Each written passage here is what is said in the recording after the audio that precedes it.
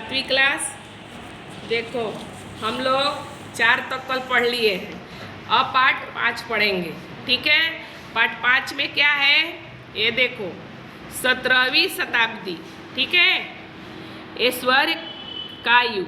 ठीक है, यहाँ पर क्या क्या मेन पॉइंट है ये देखो, यहाँ दिख रहा है, यही हम लोग को अंदर पढ़ना है। मुगल वंश में अकबर का शासन बहुत महत्वपूर्ण था। ठीक है, क्योंकि वह साम्राज्य को मजबूत करने में सक्षम था और इसे उसने कुशलता से संगठित किया कि अकबर बहुत अच्छा था, ये बताया गया है। अब देखो जहांगीर के बारे में 1605-27 तक जहांगीर अकबर के उत्तराधिकारी था, जहां राजपूत राजकुमारी जोधाबाई उसकी माँ थी।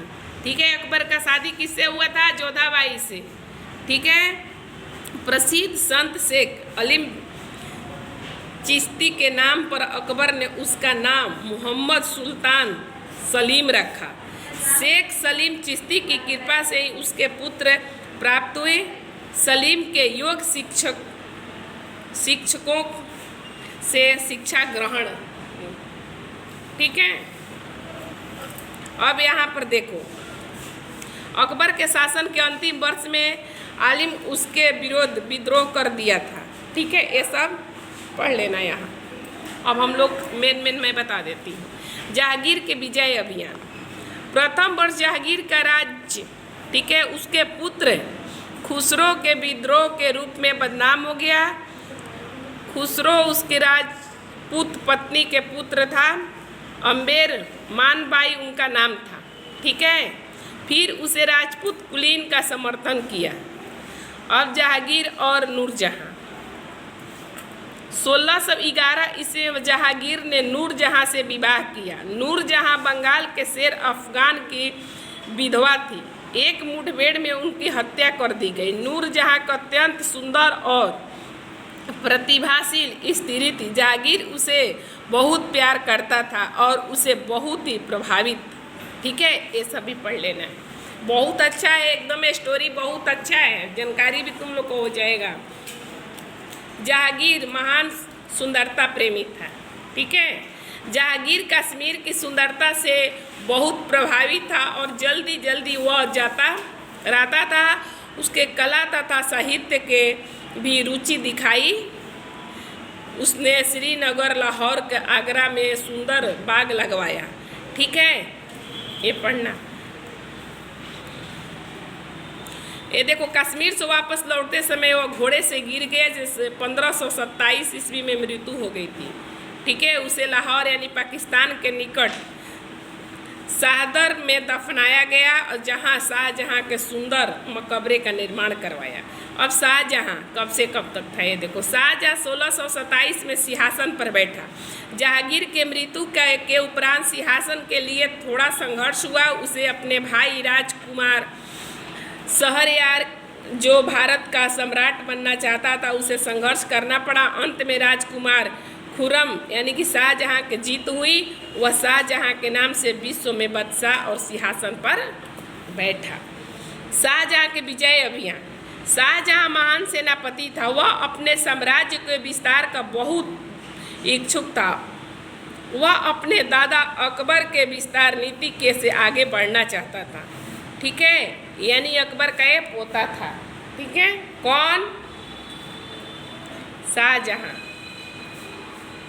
अब देखो, दक्कन के युग। दक्कन मुगलों के लिए बड़ी मुसीबत थी।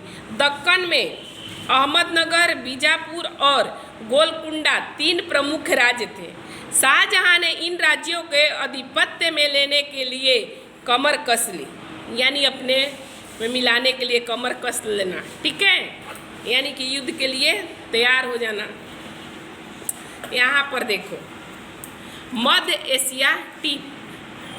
शाहजहां का बद्र कासन आंदोलन मध्य एशिया में असफल हो गया और मध्य एशिया में कड़ाके के सर्दी के कारण हजारों सैनिक मारे गए। वस्तुतः इस आंदोलन में वह पुनः तैमूर आक्रमण के गौरव के दोहराना चाहता था। तैमूर के बारे में पहले पढ़ाई हूँ ना। शाहजहां द्वारा निमित्त इमारतें। शाहजहां के काम कराते हुए प्रसिद्ध इंजीनियर राजा के उपाधि मिली।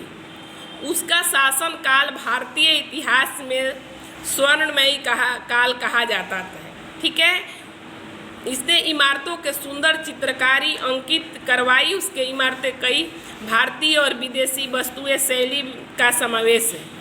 ठीक है, ऐसे ऐसे भवन बनवाते थे कौन? शाहजहां। अब देखो ये क्या है, कला तथा वास्तुशिल्प। शाहजहां में अनेक सुंदर इमारतों का निर्माण करवाया जिनका डिजाइन उसने स्वयं तैयार किया था।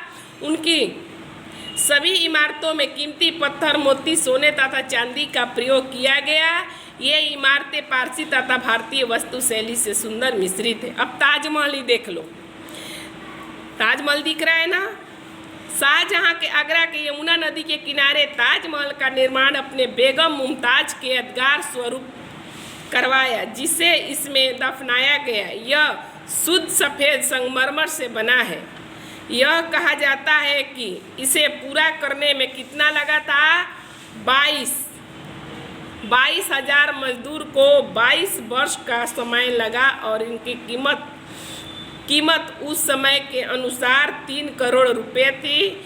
इनकी सुंदरता का स्वप्निले बनाने के लिए अभियंता इसे संगमरमर से बनाया और जोहरियों के लिए अंतिम रूप दिया। ठीक है, यहाँ पर देखो मोती मस्जिद, ये मोती मस्जिद इसका नाम है। ठीक है, इसके बारे में मोती मस्जिद संसार के सबसे सुंदर मस्जिद है। ताजमहल के भांति यह भी संगमरमर से बनाई गई है। ठीक है, अब देखो मयूर सिंहासन।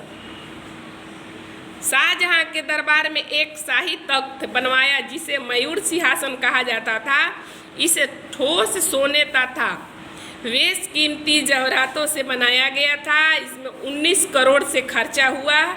इसे पूरा करने के 7 वर्ष का समय लगा। इस सिंहासन का छत्र को 12 कीमती खंभों पर लगाया गया। छत के बाहरी हीरे द्वारा जड़ित एक मोर के जोड़ी बनाया गया, इसलिए इसे मयूर सिंहासन कहा गया।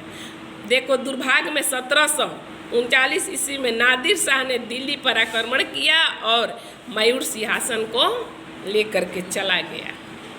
ठीक है, अब देखो मुसम बुर्ज संगमरमर से बनी एक सुंदर रचना है। यह आगरा के किले यमुना की ओर स्थित है। अब देखो शाहजहां की मुश्किलें। शाहजहां को अपने भाई शहरयार के संघर्ष करना पड़ा, जिससे भारत पर सम्राट बनने का प्रयास किया। अंत में शाहजहां के जीत हुई और उसने भाली भांति देश पर शासन किया। ये पढ़ना है तुम लोग को। शांति और सद्भाव का युग। शाहजहां के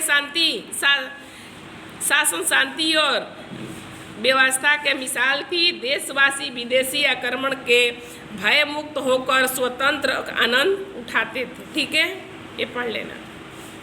शाहजहां के अंतिम दिन। 13 वर्ष शासन करने के पश्चात 1657 ईस्वी में शाहजहां बीमार हो गए। उस समय वह 70 वर्ष का था। उसके 4 बेटे थे, दारा, शुजा, औरंगजेब और मुदार। जैसे ही शाहजहां बीमार होने के सूचना उसके बेटों के कानों में पड़ी, उसने बेटे के मध्य सिंहासन के प्रश्न पर कड़ा संघर्ष आरंभ हो गया। यह संघर्ष 3 वर्ष तक चलता रहा। अंत में औरंगजेब के विजय। औरंगजेब ने शाहजहां के आगरा के किले को भेज दिया और मृत्यु के पहले 1666 ईस्वी तक उसके कैदी बनाया रखा।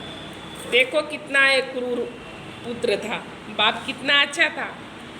एक अध्ययन अकबर। शाहजहां कला तथा भवन निर्माण शिल्प का महान संरक्षण था। उससे मुगलों के भवन निर्माण शिल्पकारी निर्माण करके स्वयं करवाया। ये पढ़ लेना। ठीक है, थोड़ा मैं इधर समझा देती हूँ। मुगल वास्तुशिल्प तकनीक एवं सुंदर उदाहरण शाहजहां द्वारा निर्मित आगरा के लाल किले में देखा जा सकता है। शाहजहां ने अपने अंतिम दिन गुजारने के लिए इस किले में अलग कक्ष बनवाया। ठीक है, पढ़ लेना। ठीक है, ये भी चैप्टर हो गया है।